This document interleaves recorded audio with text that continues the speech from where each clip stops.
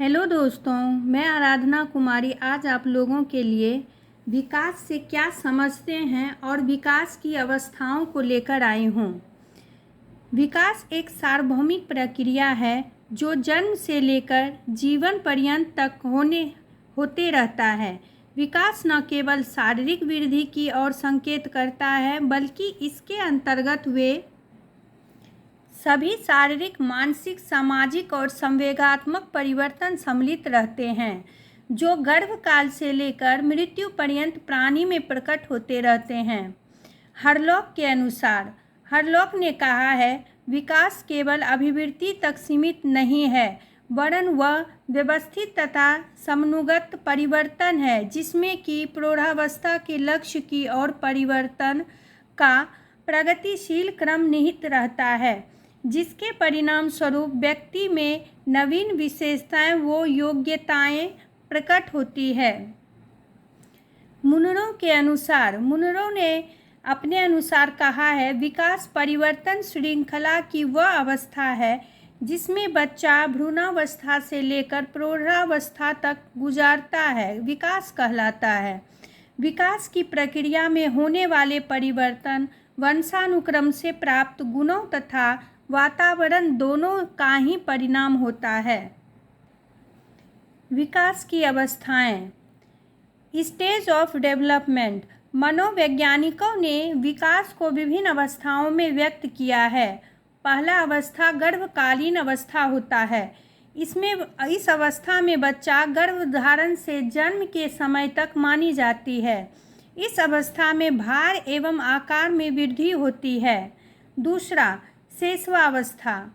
जन्म से लेकर 15 दिन की अवस्था को शैशवावस्था कहा जाता है।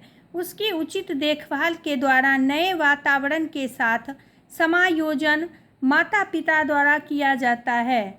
तीसरा, बचपनावस्था। यह अवस्था 2 सप्ताह से लेकर 2 वर्ष तक चलती है। यह अवस्था दूसरों पर निर्भर होने की होती है। यह अवस्था संवेग प्रधान यथा क्रोध, हर्ष, प्रेम, घृणा आदि होती है। चौथा, बाल्यावस्था। यह अवस्था शारीरिक एवं मानसिक विकास की दृष्टि से महत्वपूर्ण होती है। उस अवस्था में बालकों में जिज्ञासु प्रवृत्ति अधिक होती है जिससे वह अपने माता पिता व शिक्षकों से तरह तरह के सवाल पूछते हैं। पांचवा, वयःसंधि। वयःसंधि बाल्यावस्था और किशोरावस्था को मिलने में सेतु का कार्य करती है। यह अवस्था बहुत कम समय की होती है लेकिन शारीरिक विकास की दृष्टि से महत्वपूर्ण होती है। छठा, किशोरावस्था। यह अवस्था 13 वर्ष से प्रारंभ होकर 21 वर्ष तक चलती है। उस अवस्था में बालकों में समस्या की अधिकता, कल्पना की अवधि और सामाजिक अस्थिरता होती है। इस समय किशोरों को शारीरिक एवं मानसिक समायोजन में अनेक कठिनाइयों का सामना करना पड़ता है। शारीरिक और मानसिक परिवर्तन के फलस्वरूप उनके संवेगात्मक, सामाजिक और नैतिक जीवन का स्वरूप परिवर्तन हो जाता है। सातवां, प्रौढ़ावस्था। किशोरावस्था के पश्चात 21 से 40 वर्ष की अवस्था को प्रौढ़ावस्था कहा जाता है। इस अवस्था में व्यक्ति अपने जीवन के लक्ष्यों को पाने की कोशिश करता है। यह पारिवारिक जीवन में प्रवेश की अवस्था है। आठवां, मध्यावस्था। 41 से 60 वर्ष की आयु को मध्यावस्था माना जाता है। इस अवस्था में प्राणी के अंदर शारीरिक व मानसिक परिवर्तन होते रहते हैं।